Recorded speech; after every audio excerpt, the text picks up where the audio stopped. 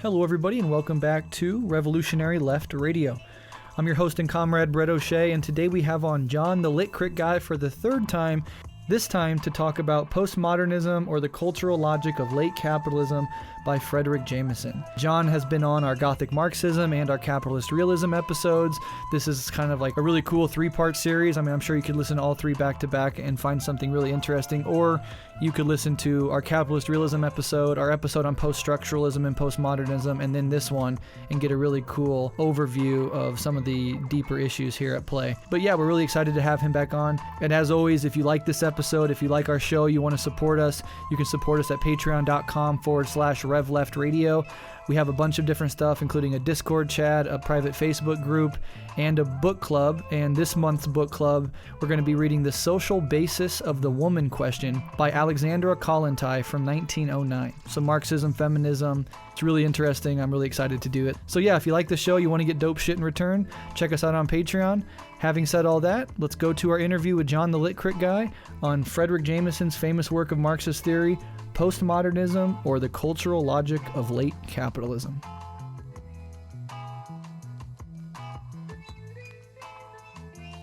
Back on the show, it's always great to be on Rev Left. For people who maybe haven't come across me before, my name is John. I am a writer and a teacher from England. I'm on Twitter as TheLitCritGuy, where I sort of write and research on things like the Gothic and Marxism and the intersections of culture and politics. Yep, and we've developed a pretty good friendship and camaraderie over the probably year, I think. I don't know when we did a Gothic Marxism, our first collab together ever, but we definitely kept in touch after that. We did Capitalist Realism, which still to this day is one of our most downloaded and a complete fan favorite. So if people listening are unfamiliar with John and you really, really love this episode, there's two other episodes with me and John talking, so you could have a hat trick of Breht and John talking about this sort of stuff if you're interested. So, John, before we get started, I know that you recently launched a brand new podcast project called The Horror Vanguard. I've listened to the first two episodes, and of course, it's great. I love you and your co-host. Can you talk about this project, how it started, what the theme of the show is, and what you hope to accomplish with it? Well, as you pointed out, one of the first times that we sort of got to know one another is through the Gothic Marxism episode that you invited me on to talk about. And so I was talking to a friend of mine who is also someone who works on the academic side of horror. And we were both talking over the fact that like certain parts of culture can't be just left aside for reactionary forces in society to kind of take ownership of them. You could say like that we have to contest culture, right? We have to make it useful for a left-wing project. And so we decided that we would start a podcast where we would talk about horror films from an explicitly leftist, anti-capitalist point of view. We called it the Horror Vanguard because we want to kind of help build a spooky left. We are Gothic Marxists. Well, I am. My co-host is an anarcho-communist, and we're trying to show that even culture, which is seen as like maybe even a bit morally questionable, kind of lowbrow, has still got really interesting things to say in it, things that can be important for raising political consciousness, doing education on radical theory, all through really approachable texts. So we try and make it fun, we try and make it informing, but if you are into tearing down capitalism, if you understand that the greatest monster of all is the systemic monster that is capitalist exploitation, then you should be listening to the Horror Vanguard. Absolutely, yeah. I highly recommend it. The last episode was on the movie Gremlins, a classic for people roughly our age as children, but you really took it in a really interesting direction, kind of blew my mind. I have to now go back and rewatch that entire film. Talked about Lenin, talked about Lacan, talked about Gothic Marxism, talked about Zizek as a gremlin, which I laughed incredibly loud at. So yeah, very fun, very personable, very endearing show, and very, as you would expect from John, intellectually rigorous and fascinating. So highly urge people to go check that out. I love this blossoming of left-wing culture, of voices on the left. We kind of got lucky and got a big following here at Rev Left, and we're doing everything we can to pay that forward and help these other projects get off the ground too. So Horror Vanguard is definitely one of those. Yeah, and I just want to say thank you for what you've done, because I don't think Horror Vanguard and so many other kind of new bits of leftist culture would have emerged if you hadn't shown that there was a real market. There were people who were kind of desperate for radical knowledge, for a genuinely left-wing alternative to the dreck that gets passed off as entertainment, as culture, as education nowadays. I will humbly take that compliment. Thank you so much. All right, let's get into it. We did kind of like capitalist realism, where we took a text and John and I worked through it, deconstructed it, analyzed it, pulled out its implications. We're doing the same thing, but this work is Postmodernism, or the Cultural Logic of Late Capitalism, by Fredric Jameson. And perhaps the best way to start is just to ask you, John, sort of setting the background. Who is Fredric Jameson, and what did he set out to do generally in this work? Yeah, okay. So Fred Jameson is maybe the biggest name in American Marxist cultural theory. He has been writing and researching for about since at least the 1960s. And he's covered so many different things. He's written books on science fiction, on Raymond Chandler and the American detective story. He's written works on Sartre and Adorno and all the other kind of giants of 20th century Marxist thought. And so in this essay, which was later turned into a huge book by the same name, what he's trying to do is sketch out the historical contours of the contemporary moment. He wrote this in the 1980s. And so what he's trying to do is analyze the ways in which culture has undergone something of a change, that we seem to have entered what appears to be a new configuration, and to understand what that might mean. Yeah, absolutely. And, you know, it's important to note that this was an essay in 1984 for the New Left Review, and then Jameson took that and turned it into a full-length book, I think over 400 pages, in 1991. So just out of pure practicality, we've basically just used that original essay, which is the core theme and argument of the overall book, as the thing that we're going to cover in this episode. It would just be impossible to do an episode on 400 pages. Every chapter could really be an episode of its own. The point here is not to go over every single detail of the book, but to pull out some of the main themes, help people orient themselves to what he's trying to do, and then hopefully urge, you know, a segment of you to go on and actually dive into either the essay or the full book, because there's a lot there. I was reading before we started this interview just his chapter on film and nostalgia. And I absolutely loved it. So again, we're not going to be able to get to all of that. We will talk about history and nostalgia a little bit probably. But I really recommend people, if you like this episode, the book is you know, way more, and you can dive way deeper into this stuff if you're interested. Totally. And one of the things I would say is that Jameson has this reputation for being a really complex and challenging writer. And like, I won't front, like, some of his stuff is really dense and quite abstract. But if you want to kind of really understand culture, if you want to have your kind of perception of how the world functions, like quite genuinely transformed, he's a great guide to appreciating the world around us in a little more depth and detail. Yeah, you know, it was kind of challenging. You know, part of it I think is the way that he writes, but part of it is the subject material is complicated in and of itself. I mean, we've done a few episodes now on the concept of postmodernism, and it's sort of famously difficult. And so there were parts when I was studying for this, I just like would read a random like paragraph to my partner just to kind of convey how sometimes this can get very difficult. I was like, oh God, I don't know if I can tackle this. Yeah, but I mean, you know, that's kind of the problem with theory overall. Challenging yourself and diving into complex texts, you learn to sort of speak the language of the author as you go through the work, and so it gets easier than the initial page or two might seem to be. Totally. So let's go ahead and dive in, but before we get into the details of the work itself, I always have to address this because it's kind of a buzzword in today's culture. And again, we just did an episode with Austin from Owls of Dawn on post-structuralism and postmodernism. So if you want an entire episode on just the philosophy of postmodernism, you can check it out. But the way that Jameson uses it here is a little different, perhaps broader. So basically, John, how is Jameson using the term in this work, and how does his use differ from the other uses of the term, maybe in just philosophy or just film, etc.?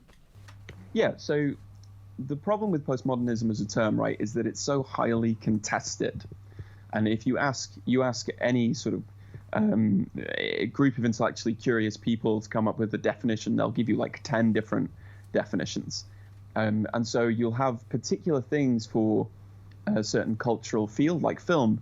You can have the aesthetic markers of what a postmodern film might look like. Postmodern writing tends to be pretty well defined. And the problem comes when you try and abstract those definitions into a kind of general, more philosophical one, right? So one of the issues that people run into is you try and extrapolate a definition by comparing all of the things that are called postmodern and seeing what they have in common. But the problem is that gives you something quite nebulous and quite critically problematic. I've said this quite regularly online, if you follow me, that like this is what a lack of historical materialism does to you, right? It prevents you from grounding philosophy in anything concrete. And so what Jameson does is he gives really the best definition of postmodernism, which is to treat it as a historically contingent phenomenon, right? So he is a Marxist. He proceeds from a historical materialist starting point. And when you do that, you can suddenly stop worrying about the differences in form that postmodernism takes from film to music to architecture to literature. And instead, what you can start to do is offer some explanation of a particular cultural epoch. I mean, people, reactionaries especially, who bandy around this term postmodernism, not only do they quite obviously not know what they're talking about, but what they have to say has no potential to explain anything, right? Yeah. All they can do is kind of sketch out the problem and tell you they think it's bad. But in Jameson's case, what he can do by saying, no, we need to understand postmodernism as something that is historically specific, depends upon a certain configuration of capitalist economic and cultural production, you suddenly are able to kind of unpack the shifts of culture and economics as they proceed historically. So again, if you want to try and understand the world, if you want to try and understand postmodernism, you begin from this starting axiom of historical materialism, because it's that which actually allows you to have a definition which can explain something rather than just get bogged down in describing the minutiae of different aesthetic forms, right? Yeah, exactly. Sort of summarizing that is like Jameson is talking about postmodernity, and I think in an interview after the book's been published, he said that he would have used the word postmodernity instead of postmodernism because the ism, like a general set of ideas, isn't really as exact as postmodernity, because what he's getting at is the postmodern or postmodernity as a cultural condition, right? And as Marxists, we take a base and superstructure analysis here. Now, every time I mention base and superstructure, I want to go on like a 20-minute diatribe about, all the implications of it, the criticisms of it, the extensions that other Marxist thinkers have taken it. But most people are basically familiar with just the base superstructure sort of metaphor in Marxist theory. And what he is doing is analyzing the superstructure. And you probably know more about this than me, John, but correct me if I'm wrong here, there was, before what we know as the cultural turn, Marxists did have an emphasis on the base, the economic activity, and then would explain the superstructure in terms of that. The cultural turn was Marxist theorists sort of saying, we can analyze the superstructure with just as much intensity and rigor as we do the base. And this work, if I'm right, is sort of a blossoming of that tradition and one of the best in that tradition. Is that correct? I mean, I think that's a pretty good way of understanding this and understanding why, if you are a kind of orthodox Marxist, you should be interested in this, because as Jameson points out in the book, which is much longer and much more sort of in depth, like that distinction between an economically productive base and a culturally determinate superstructure doesn't necessarily appear to be as clean cut as that, especially in an age where culture becomes something that is so closely entwined with the economic means of production, right? You can't consider culture as a kind of nebulous, autonomous realm of existence when, the biggest cultural products are huge financial successes for massive multinational corporate companies. So I think the cultural turn is a great phrase, a way of kind of encapsulating what happens to Marxist theory in the 20th century when it stops this kind of rigid focus on just economic base and starts to try and take a more expansive view of exactly how capitalism has changed in the kind of in the era of the post-industrial, in the era of postmodernity. Yeah. And, Fredric is a dialectician, And so there's a dialectical relationship, not only between the base and the superstructure as such, but even about the sort of analysis of the base and superstructure through Marxist tradition back and forth. And they deepen each other. So after the cultural turn, you have maybe too much of a focus a little bit on culture that takes some weird, detours, I think, that might turn some Marxists off. But then you also have this sort of bringing in the old Marxism and mixing it with the new and coming to like a sort of a synthesis of just a deeper Marxism. Yeah, absolutely. And I think that's one of the things I said at the top of the show, that like what Jameson offers is a way of understanding that kind of global network of connections between cultural production, economic production, between the things that we sort of read and enjoy and watch and listen to, and the extraction of wealth from working people. And I think his way of looking at the world is incredibly compelling. Yeah, 100%. And I'm only going to read one thing from the book, and this is going to be right now, because I think it sort of clarifies what he's trying to do and makes an important distinction between the term postmodernism and sometimes how it's used. So this is the only thing I'm going to read from the book, but it's important, so I'm going to read it. Fredric Jameson says, "The conception of postmodernism outlined here is a historical rather than a merely stylistic one. I cannot stress too greatly the radical distinction between a view for which the postmodern is one style among many others available, and one which seeks to grasp it as the cultural dominant of the logic of late capitalism. The two approaches, in fact, generate two very different ways of conceptualizing the phenomena as a whole.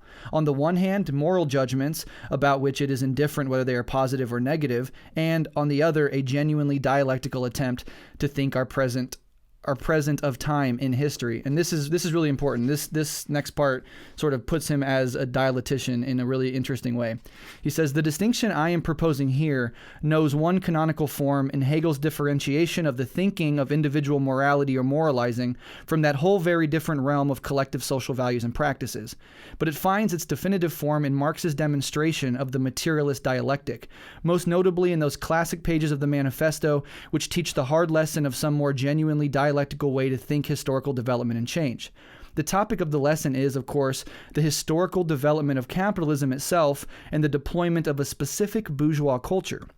In a well-known passage, Marx powerfully urges us to do the impossible, namely, to think this development positively and negatively all at once, to achieve, in other words, a type of thinking that would be capable of grasping the demonstrably baleful features of capitalism, along with its extraordinary and liberating dynamism simultaneously within a single thought, and without attenuating any of the force of either judgment. We are somehow to lift our minds to a point at which it is possible to understand that capitalism is at one and the same time the best thing that has ever happened to the human race and the worst. The lapse from this austere dialectical imperative into a more comfortable stance of the taking of moral positions is inveterate and all too human. Still, the urgency of the subject demands that we make at least some effort to think the cultural evolution of late capitalism dialectically as catastrophe and progress altogether." So I think what he does here is highlights an aspect of dialectics that might even be counterintuitive to some Marxists, especially maybe younger comrades coming up who don't maybe have a really good grip on dialectics, and he's rejecting critiquing postmodern for its moral failures, right? We're not trying to take a subjective judgment of postmodernism as a cultural condition, whether it's good or bad. We're looking at it as Marxists and dialecticians. We're not moralists. No, exactly. And this is something that I didn't necessarily want to bring him up, but like someone like Jordan Peterson, who rails against postmodernism, right? Mm-hmm. All he can offer is this bourgeois moralizing, this theologically inflected conservatism that goes, this thing is bad because.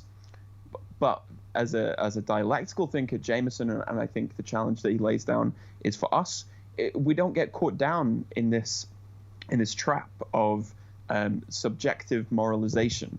Instead, the challenge is to understand that the huge changes that have been wrought in the cultural sphere as both catastrophe and opportunity, as both progress and disaster. Yeah.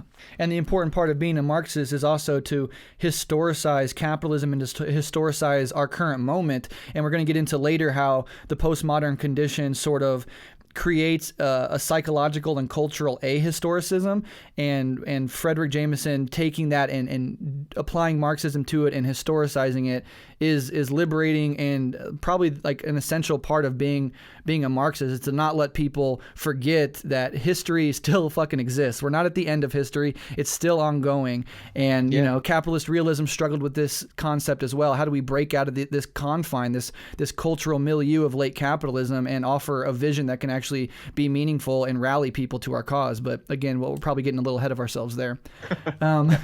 I guess the next step would just be kind of talk about base and superstructure a little bit. So what are the three periods of capitalism, or the three stages of capitalism, that Jameson outlines in the book, and what broad forms of cultural production predominate in each epoch? So yeah, this is a really interesting idea, and it's one that connects back to a term that lots of people kind of trip themselves over, which is the use of the term late capitalism.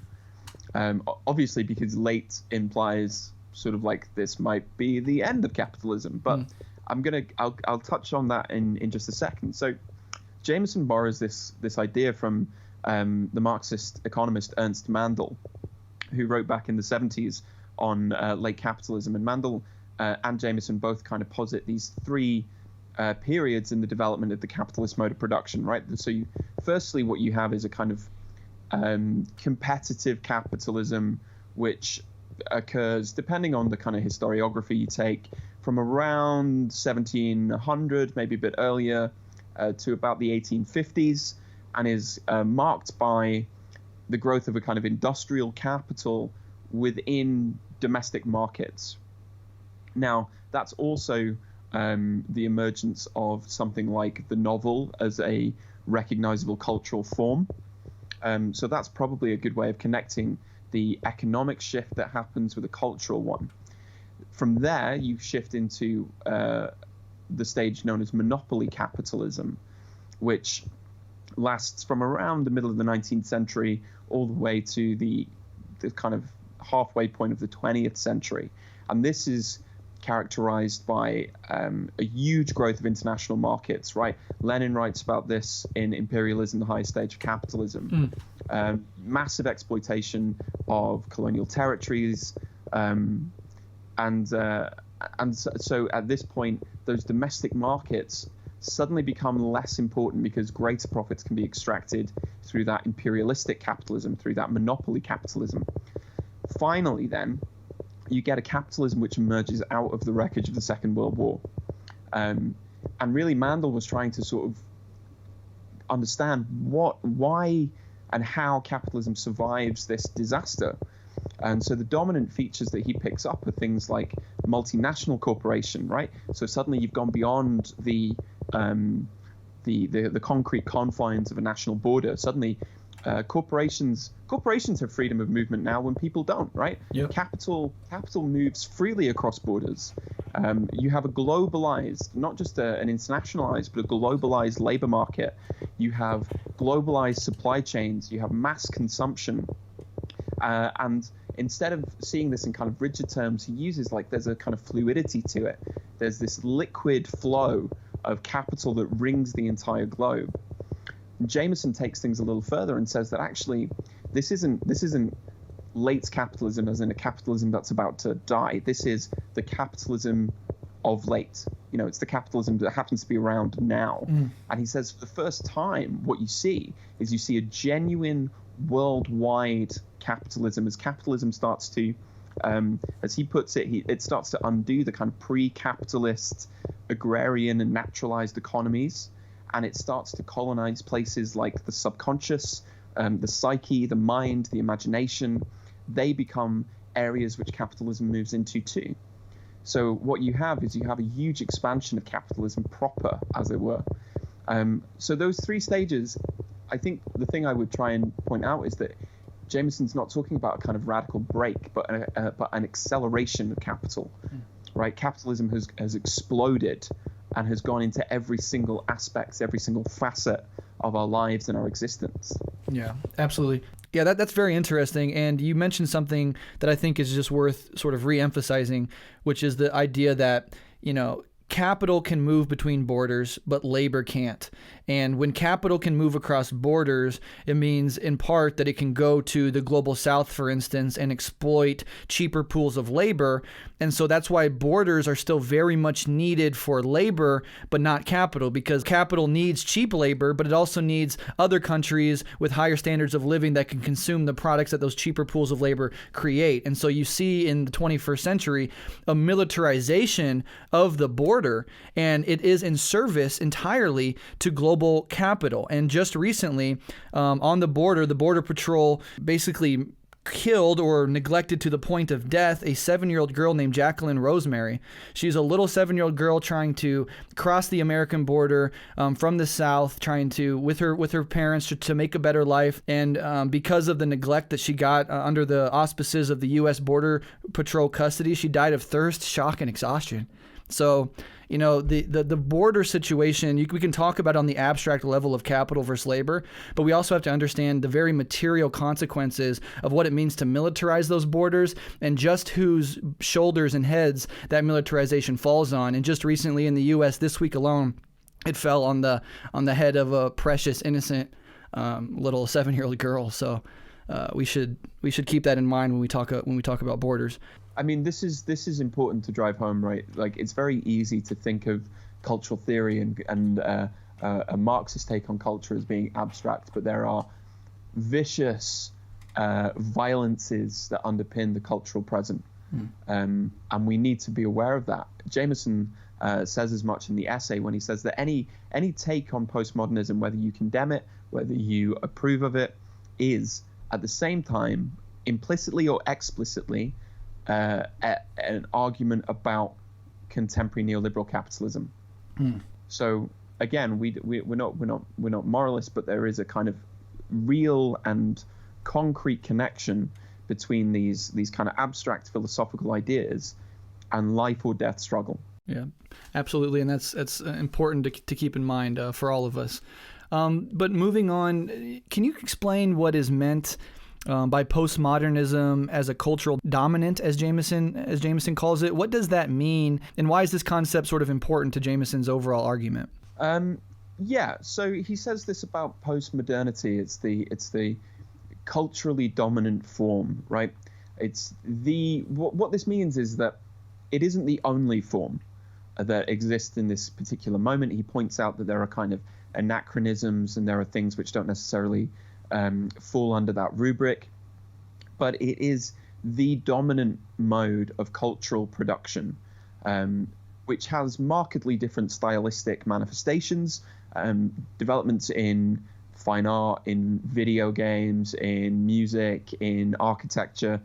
They all have different aesthetic markers, but the logic which underpins them, the mode of cultural production, as it were, is postmodernity, rather than an earlier, rather than its predecessor. That's what Jameson refers to as kind of high modernism, which has a variety of different forms, and maybe we can get onto that in a little bit. So it isn't to say that it's the only mode of cultural production, but it is the dominant one. It is the one that is determining the vast majority of cultural artifacts and cultural products that are produced and are created in this particular moment. Yeah, so I think the role it plays in his argument is just basically to not make too stringent of a claim, to not say that all cultural production in this period of late capitalism is inherently postmodern. It's just to argue that it's the dominant cultural force and the logic underpinning all cultural manifestations at this period. Did you want to talk a little bit about high modernism? Yeah, I think it's worth kind of bringing this up because, like, if you say postmodernity, right, that implies that it's what comes after modernity itself. And here, Jameson is quite orthodox and Marxist by saying, like, there's a long tradition of Marxist criticism that says, like, the modernist move of culture had a kind of revolutionary potential to it. It was doing things which are brand new. It was formally sophisticated, stylistically complex. It was trying to get away from old forms of culture and reinvent them and redefine them. You know, what does it mean to be a novelist? And, you know, Joyce would write something like Ulysses, and you'd have the birth of musical forms like jazz and new forms of painting and art. So the modernist movement is a kind of utopian one. It's implying that there is a new way of exploring what it means to be a human being. And it's that project which Jameson says ends with the advent of postmodernity. Yeah, and then Jameson goes on to kind of argue that there are certain characteristics of postmodernity. He's trying to sort of zoom in on this stuff. And a few primary ones are the concept of depthlessness and what Jameson calls the waning of effect and its connection with what he calls intensities. Can you talk about some of these characteristics of postmodernity, what they mean, and sort of how they manifest in postmodern culture? Yeah, absolutely. I mean, one of the things that Jameson is really good at is like changing how you think about art quite a lot.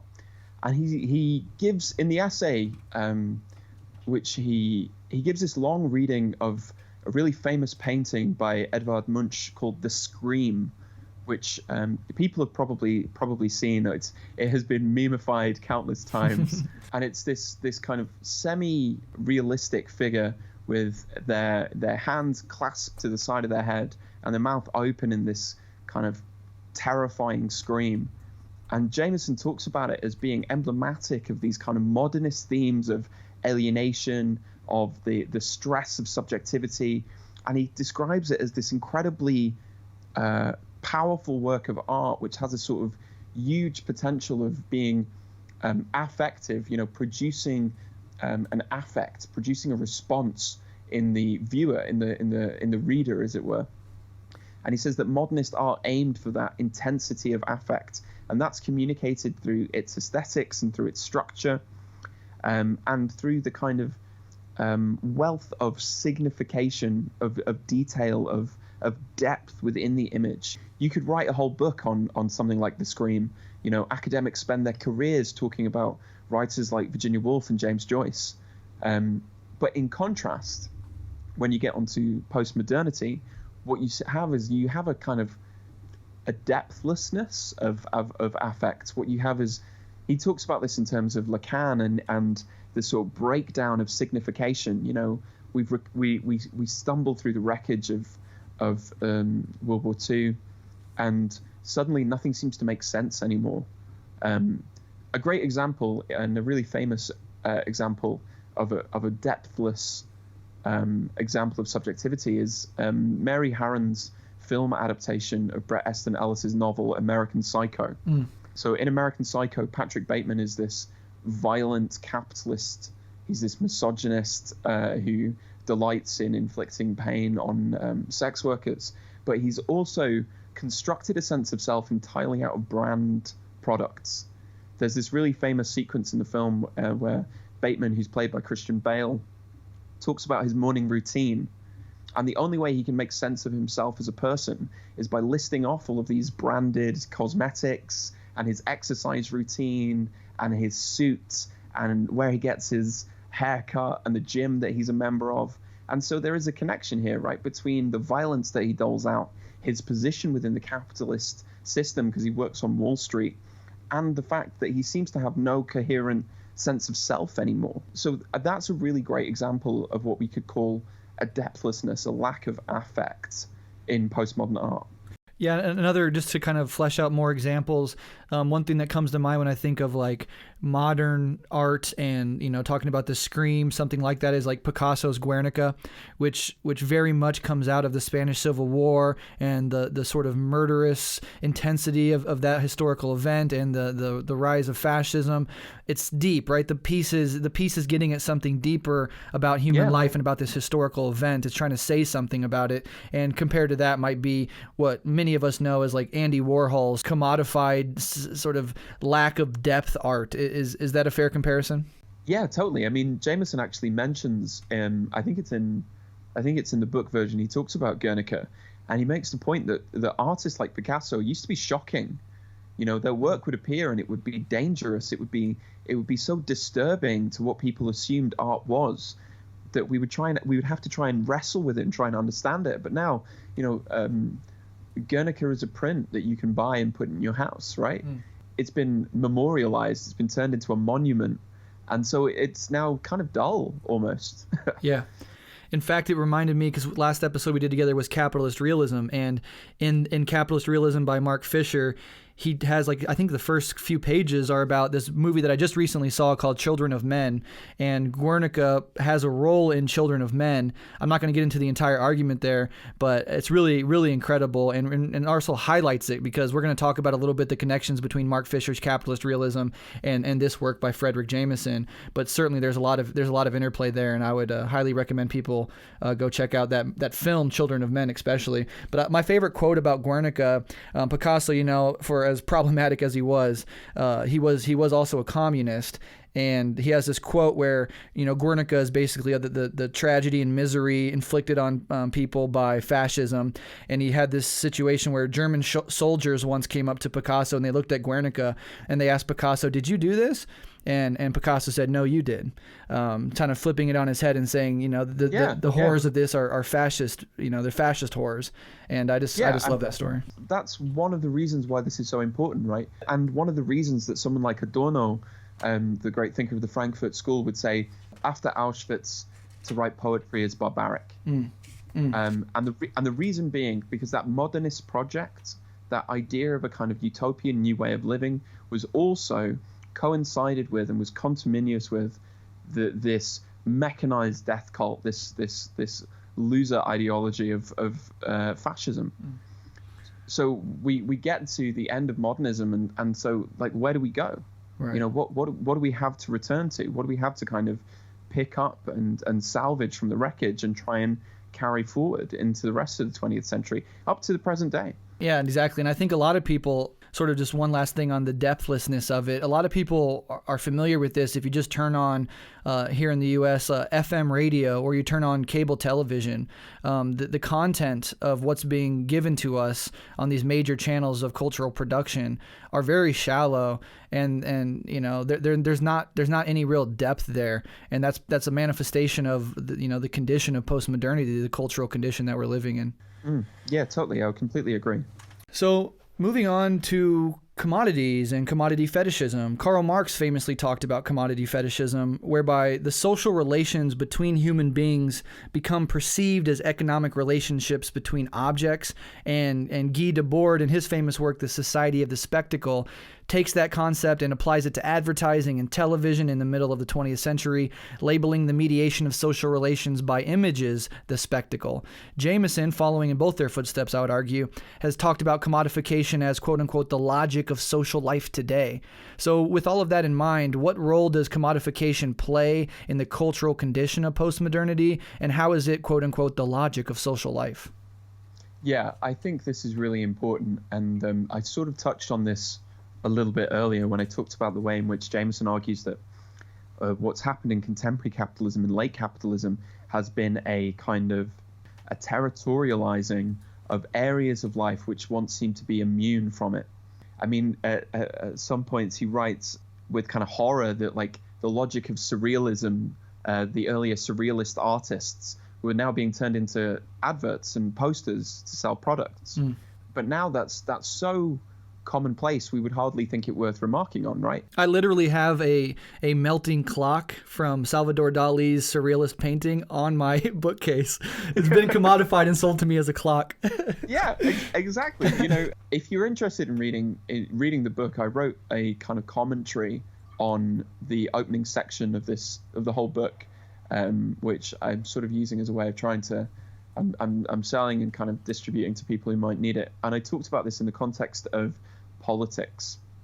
And one of the ways in which Jameson talks about this at quite length in the book, he talks about the ways in which culture has kind of expanded into every aspect of our life, but so too has capitalism. So kind of economic choices become ways of engaging culturally too. There was that famous, was it Kylie Jenner in the Pepsi commercial? Yeah, where she's yeah. at the protest, handing out Pepsi to the pigs.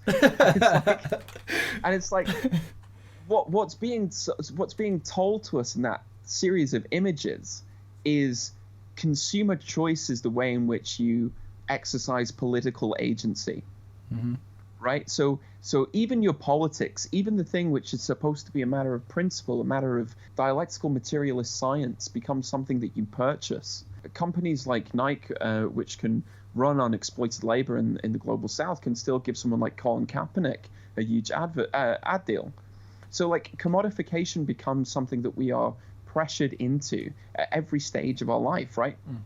And this has become even more prevalent in the gig economy, right? Where even things like getting a ride from one point to another becomes an exercise in consumer choice, right? And now like everything has to, if you have that moment of guilt where you're like, I've got to give the Uber driver 5 stars because this simple interaction has now become imbricated in the logic of the market. So even on the very basic levels, right? Even on the levels of the unconscious, surrealist art becomes something that's sold to us and put on our bookcase. Revolutionary agitprop becomes a kind of cool commodity. The very fact of just trying to get around, trying to exist in late capitalism becomes something that you have to buy your way into. I mean, just think about the process of renting, like renting a place is paying money for the privilege of existing. Right, exactly. So like even the basic requirements for life have become commodified. And Jameson talks about this at length in quite a lot of his work. And things like, the unconscious, our dreams, our imagination have all become drawn into that as well.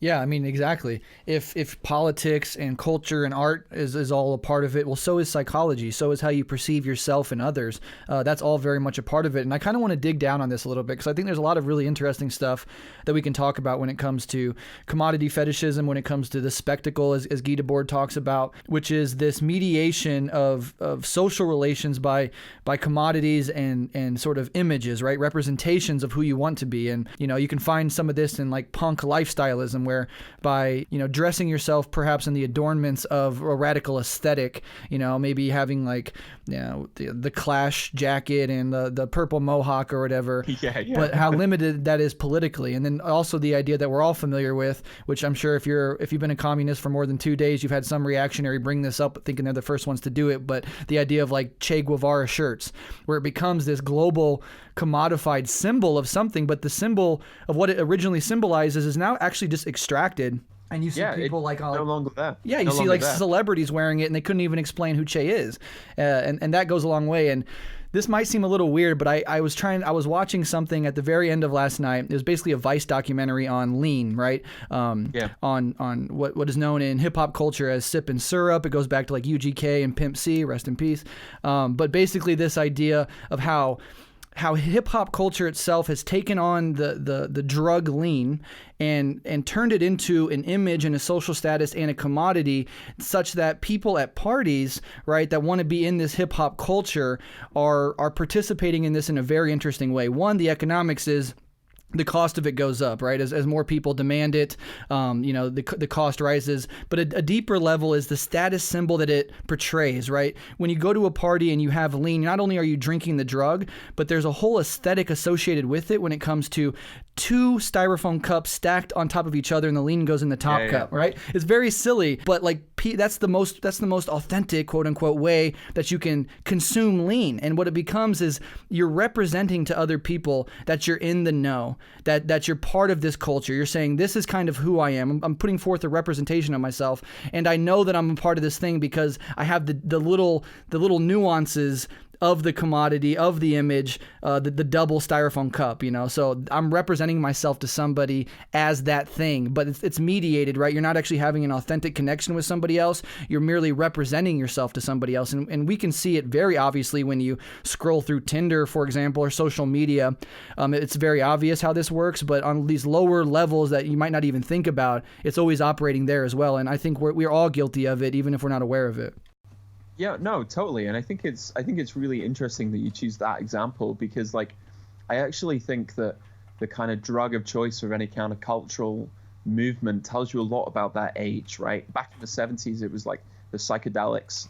People were dropping acid, people were like trying to reimagine consciousness. I mean, Mark Fisher talks about this where he says like we're all on downers now, right? The only way that we can cope with this constant like assault upon our senses of the cultural logic of like capitalism, of this society of the spectacle accelerated and intensified to the nth degree, is like lean, is Ambien, is Xanax. Yep. Like, you listen to a lot of mainstream hip hop from a few years ago, and it was all these like glitchy downer beats. Like, Drake was huge, and he's got that like real sleepy, depressed kind of flow. And it's like, we're all on downers. It's the only way that we can cope. It's the only way that we can kind of try and preserve some sort of semblance of coherence when all that is and all that we are is being reduced down to mediated images. We need a way out. You know, like I say, back in the 70s, you know, people were dropping acid, but like now it's like we're desperate to kind of numb ourselves. Yeah, and you said, you know, downers become, you know, the sort of ubiquitous drug, and that's true, but it's also two-sided, because downers are how we check out alcohol, marijuana, you know, hardcore opiates. We have an opiate crisis in this country for a reason. That's how we sort of check out and recoil from the aimless, abysmal vacuity of our culture. But speed is also something that we use to keep up, right? And in proportion, yeah, totally. In proportion to the increase in opioids and stuff is also an increase in stuff like Adderall. It just came out recently that the president is pretty much fueled by it, which explains why his horrific health and old self can go through these blistering campaign trails during the election. He'd do 3 events a day, and he's sweating, and his face is all discolored, and he's like getting all weird and saying incoherent shit. The dude is zipped up on speed, and so I think a lot of us also, like, especially if we're in grad school and shit, Adderall is known as a grad school drug. I've even heard Adderall discussed as a podcast drug because it allows you to kind of keep up with things, you know. So it's that dual nature of downers and uppers that's fascinating. Yeah, you know, capitalism, we try and sedate ourselves and anesthetize ourselves to the cultural logic of like capitalism, but to just survive, you know, it's like you got to have your coffee in the morning. Yep. If you got to get through those finals, you got to get the Adderall. If you've got to become the most powerful politician in the world, you got to be sipping Diet Coke and throwing back handfuls of Adderall. Like, you know, like this is why having an awareness of the cultural moment that we live in as Marxists, as people on the left, is so important. Because even in these seemingly insignificant things, right, we actually can come to understand things like alienation, things like the collapse in working class consciousness, things like the decimation of working class education and autonomy. You know, those are all connected. So even things that seem kind of frivolous, even things that seem like, oh, maybe you're just overthinking it, you can kind of unpick a lot of truth from that, you know? Definitely. Exactly. And you know, your situation, a lot of people out there might not be doing like hardcore opiates at night and doing Adderall, but a lot of us, like you said, if you wake up and you drink coffee to just get up out of bed every morning, and if at the end of the night you're smoking weed or drinking, you know, booze just to go to sleep at night, you're playing that game. We all are kind of forced to play it, and it's you can kind of become conscious of it as you're doing it, but you can't stop doing it because goddamn, you got to keep going, you know. Yeah, and there we see the commodification, the mediation of image as the very logic of social life. Absolutely. So, and we've been kind of touching on Mark Fisher and capitalist realism because these two works are so connected. The last time we had you on, we talked about that. And in many ways, what Fisher was doing in that book is akin to what Jameson is doing in this one. In fact, I think Fisher mentions Jameson in his work throughout his book, Capitalist Realism, seeing himself kind of as like taking Jameson's critique and analysis from the 80s and 90s and applying it to the post-financial crash 21st century. Can you talk about how their projects overlap and how capitalist realism and postmodernity as the cultural logic of late capitalism are both getting at kind of the same thing, are both kind of working along parallel lines? Yeah, totally. And I think in capitalist realism, Fisher himself admits that you could quite easily subsume his idea of capitalist realism into Jameson's overall rubric of postmodernity. But he says there are a couple of reasons why he chooses capitalist realism as a new term. One of them is historical, which is that when Jameson is writing, there are still some kind of viable flickers of something alternative to capitalism. You know, he talks about this, that, you know, maybe we could find a new way of doing something. Maybe in the echoes of that modernism that still lingers, we could find a kind of alternative to capitalist culture. Fisher says in capitalist realism that those things no longer exist, right? They've been extinguished, or alternatively, like the aesthetic markers of modernism, of that utopian radical cultural project, which is what modernism was at its very best, have been incorporated into the structures of capitalism itself. So there is no kind of confrontation now between capitalist culture and that modernist revolutionary culture.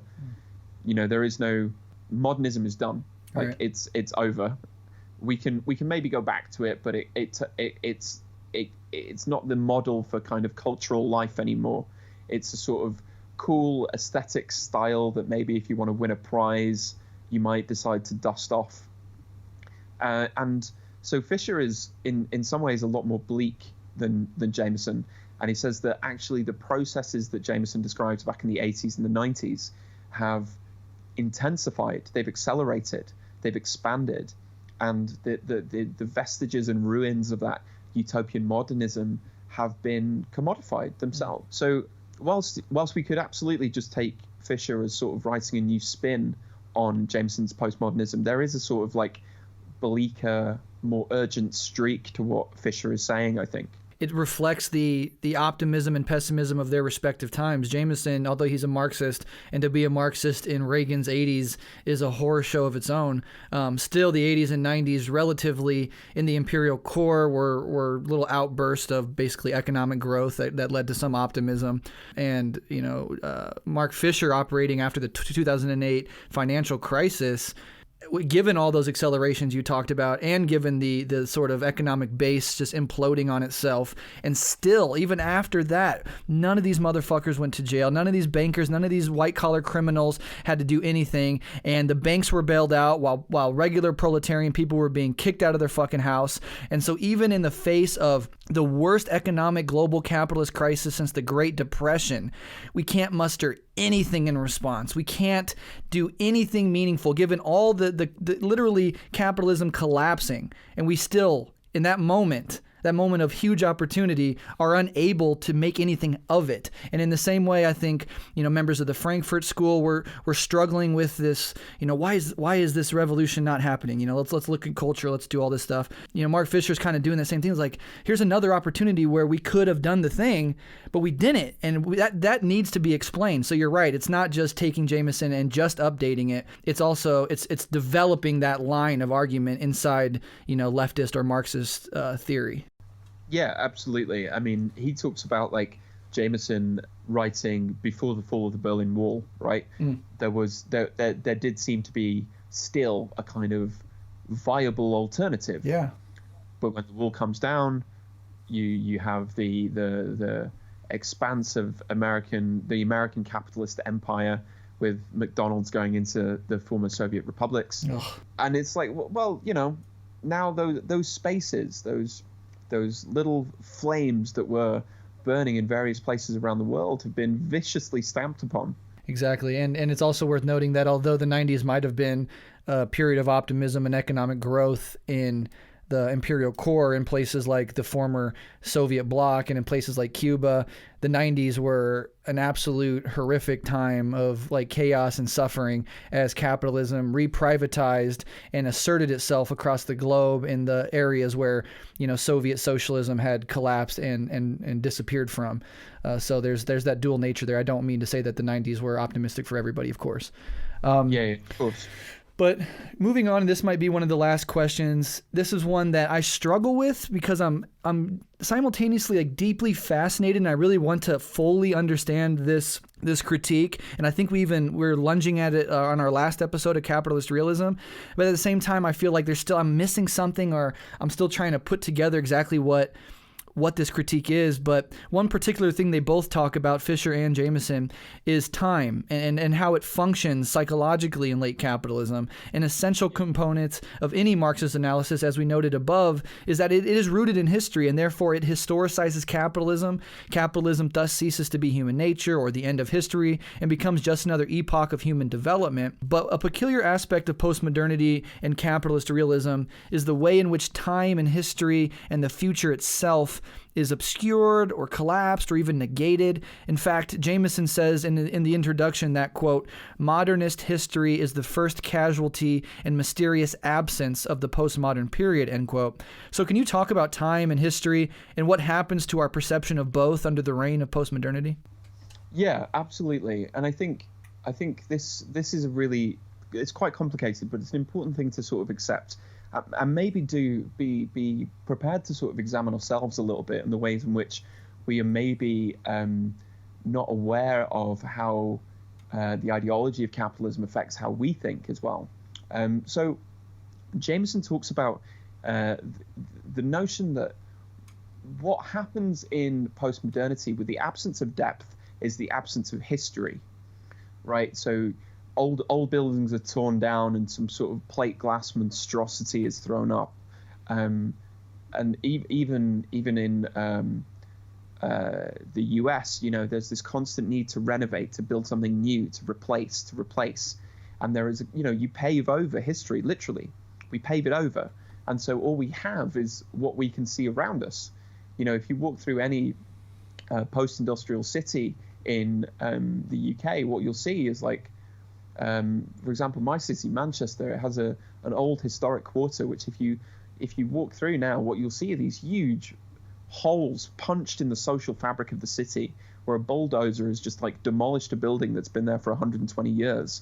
And what we're promised is like luxury flats, luxury apartments are springing up instead, maybe with like the cotton mill as the name of this new apartment block, right. as a kind of nod to its history, right? So history disappears. We forget the past, and and it becomes impossible for us to imagine something that's radically different from the present. And so all we have is a kind of seemingly endless series of now.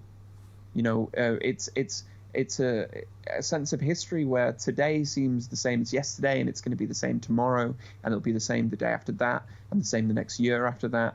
And even when we have, maybe an easy way of describing this feeling is like, have you ever noticed that people on Twitter will say things like, oh, remember this wild news story? It was only 3 months ago. Right. All we've got is the now. 2018 feels like it's gone on for like 15 years. Yeah, people are already talking about like the Trump miniseries, or like the movies that we're gonna make about Trump in the future while we're still living through him. It's like, yeah, it's this weird engagement with our present moment, and like constantly trying to only understand it in terms of having it represented back to us in the form of cultural production at a later point. Yeah, exactly. In a way, social media is a good model for understanding this. With chronological timelines, it becomes impossible to even remember what happened last week, because it's scrolled past and it's now gone. And because of the structures within which we live, we kind of struggle to imagine radical breaks in the continuity of our cultural experience. So this is what Fisher called the cancellation of the future. All we can imagine is the stuff that we have now. Yeah, definitely. And insofar as we try to understand history, and correct me if I'm wrong here, like I said, I'm kind of struggling to understand this myself, but insofar as we can try to understand it, we usually do it via what is called pastiche. It's just like a remixing together of past forms. And some things that come to my mind when I think about that is like, hipster has become like a meaningless term now, but we can all think of what people mean when they say like a hipster aesthetic. If you're like, in a certain part of Brooklyn or something, we know what a hipster looks like. And if you really break down the fashion and the aesthetic of what a hipster is, in a lot of ways, it is it's like a taking from the past and just mixing things together. There's a little bit of like, you got the turned up mustaches, but you also got like 90s like grunge stuff, and you got some 60s sort of psychedelic stuff in there. It's very strange. It's not actually a new thing in and of itself. It's just a reordering of old things. And another way that manifests in our culture, which all of us are familiar with, is this increasing obsession with nostalgia films, with films and television series that tried to take from the past, like Stranger Things or all these remakes, and reformulate it and hand it back to us.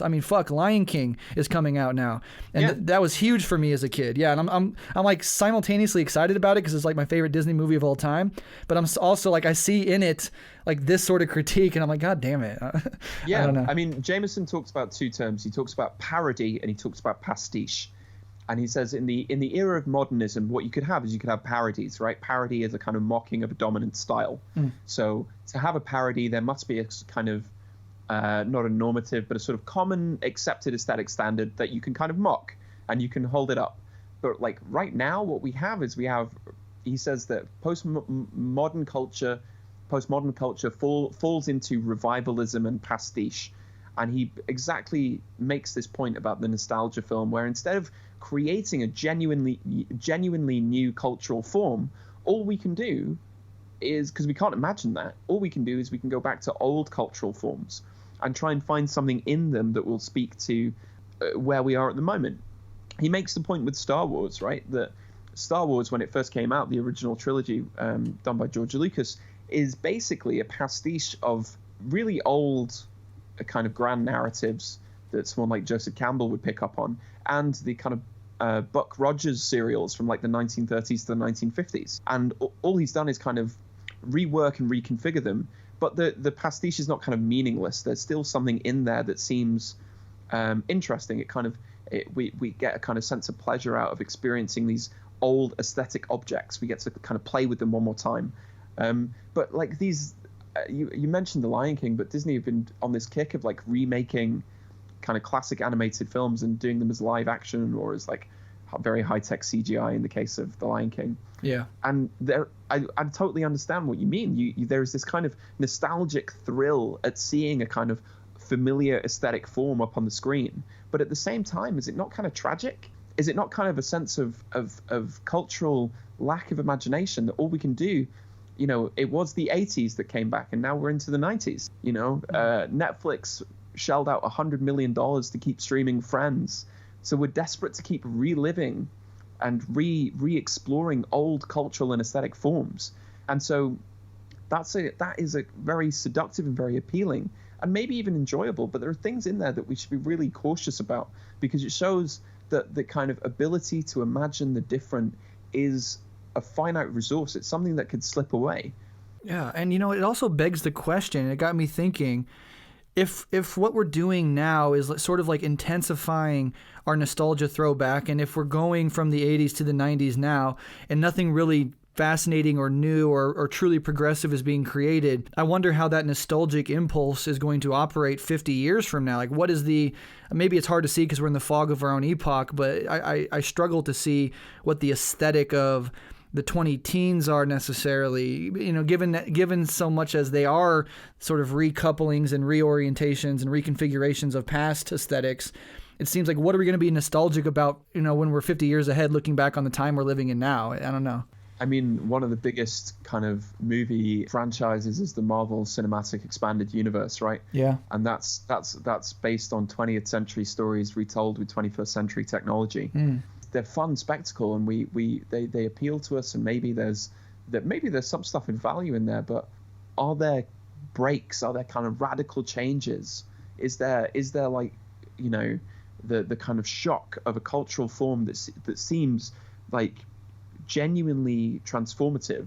Yeah. As I mentioned, Picasso was dangerous when it first appeared. That art was so strange that people thought that this was kind of a shock to the system.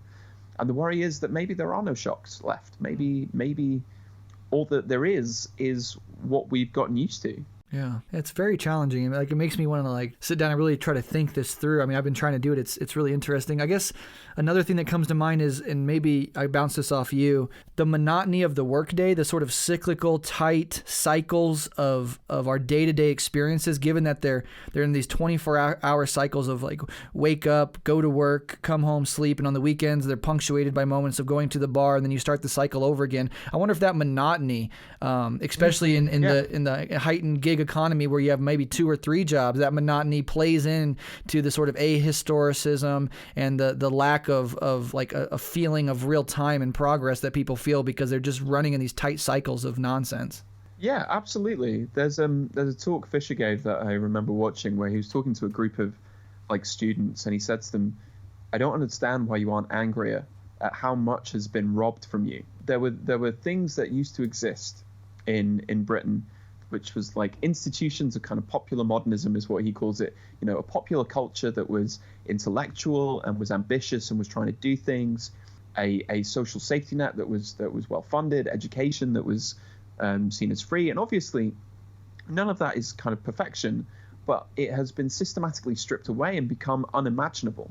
And I think one of the ways out of this is to kind of rediscover both a sense of radical history and to understand that hasn't just vanished. It was stolen. We were robbed in the wake of the Great Recession in 2008, there's my generation is referred to as the lost generation.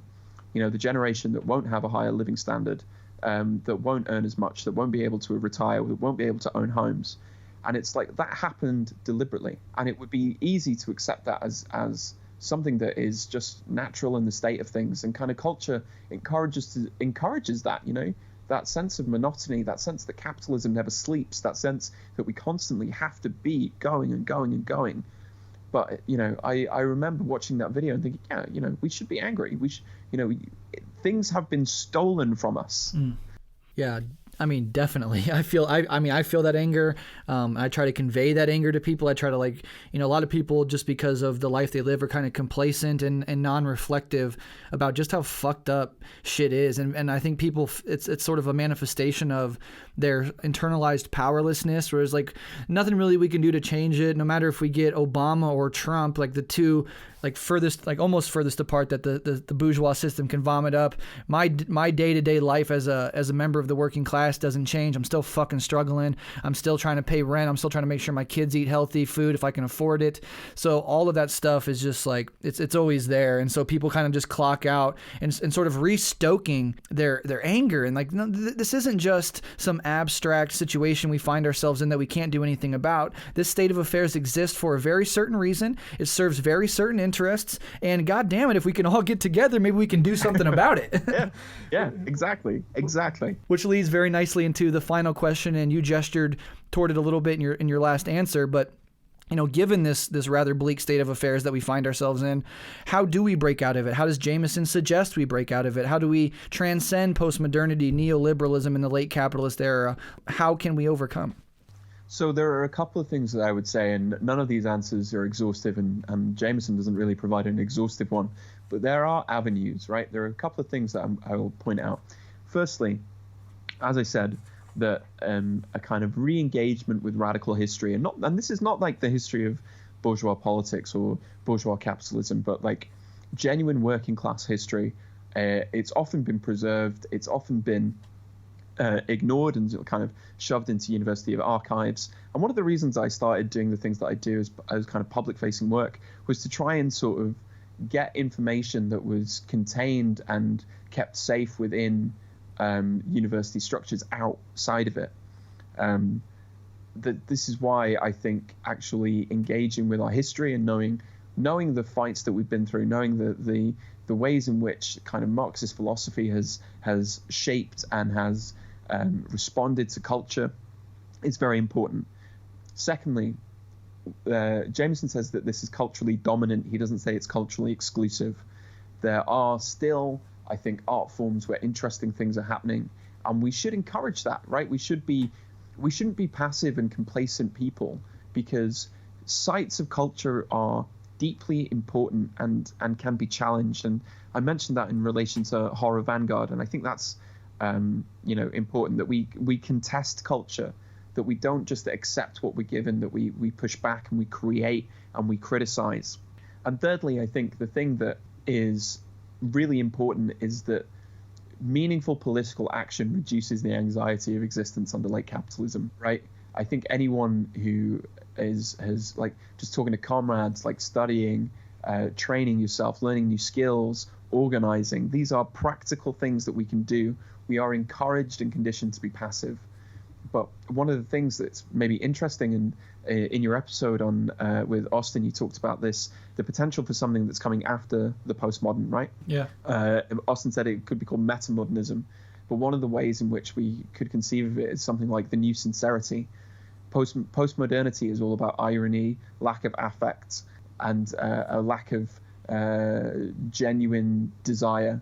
And I think tapping back into that genuine desire, that great quote that any revolutionary is guided by feelings of great love, and doing things and not just staying at home and thinking, but doing stuff, things which are practical, things that involve connection with other people, with our comrades, is a way of not only kind of raising our class consciousness, but and training ourselves, equipping ourselves, but it's a way of reducing that crushing passivity and anxiety that neoliberalism, that postmodernity seeks to inculcate in us. Yeah, incredibly well said. And the atomization, that loneliness that comes with bourgeois individualism, overcoming that in the form of organizing politically is a treat in and of itself, but also, you know, as Marxists, we understand how truth is constituted. It's constituted communally, and as revolutionaries, it's constituted through practice. So, you know, organizing politically is not only a way to help yourself psychologically get lifted out of this malaise of postmodernity,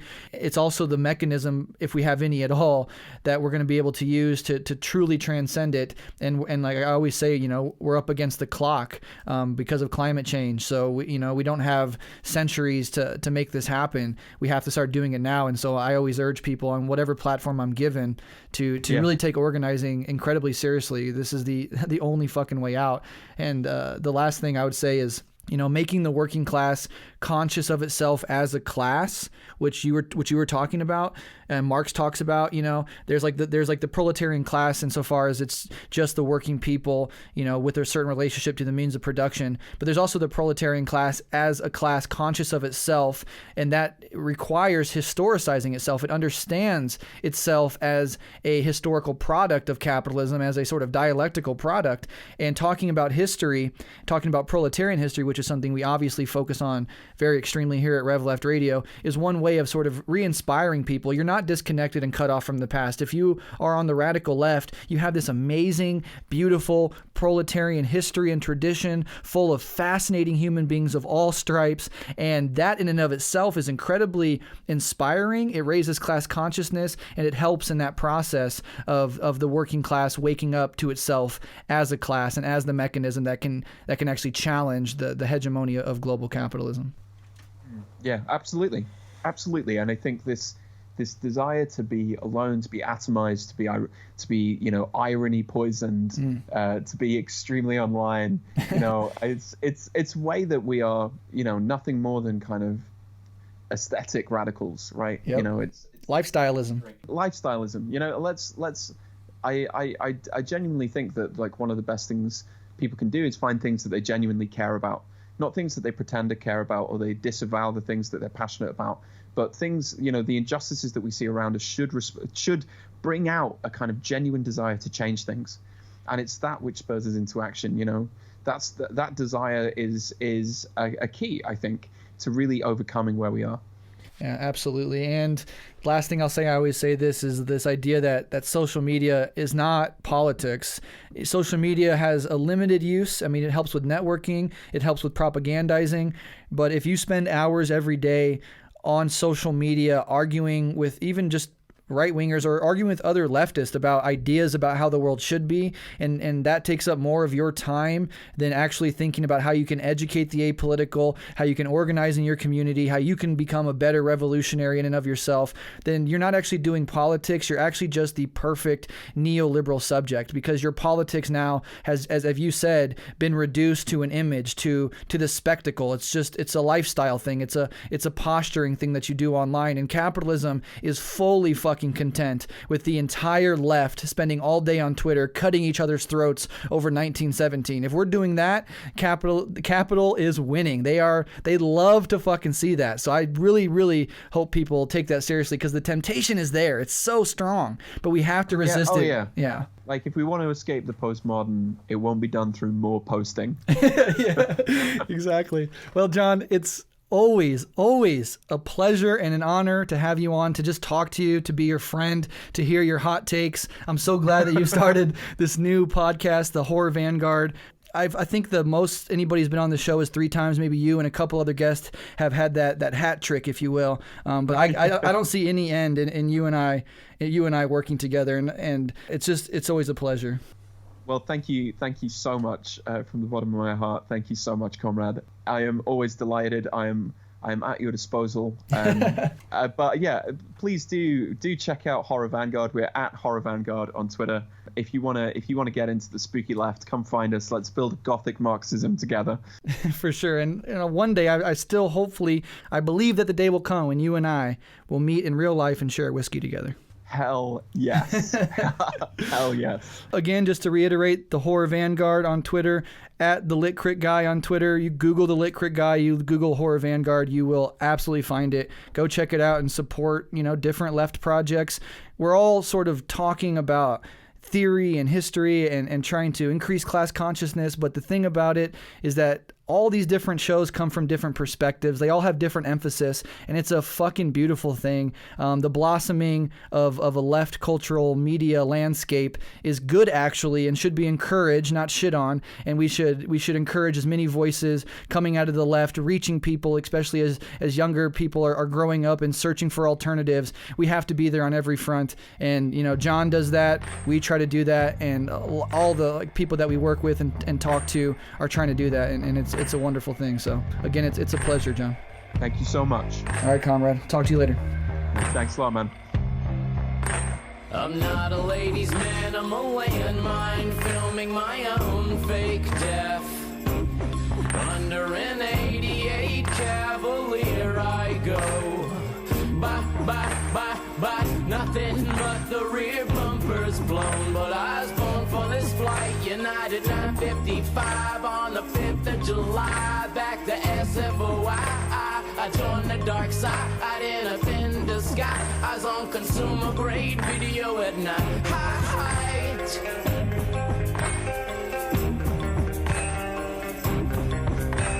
Faking suicide for applause in the food courts of malls, and cursing racing horses on church steps, playing the wall at singles bingo, all-time gringo. Did anyone hear me cry there through a toilet stall divider? I swear I care.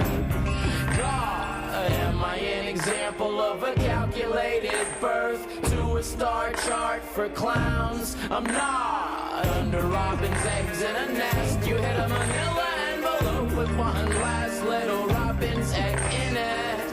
A hollow bullet yet spent, subject to dismissal. I wish all my pitfalls could be caught by this call. Cheerio!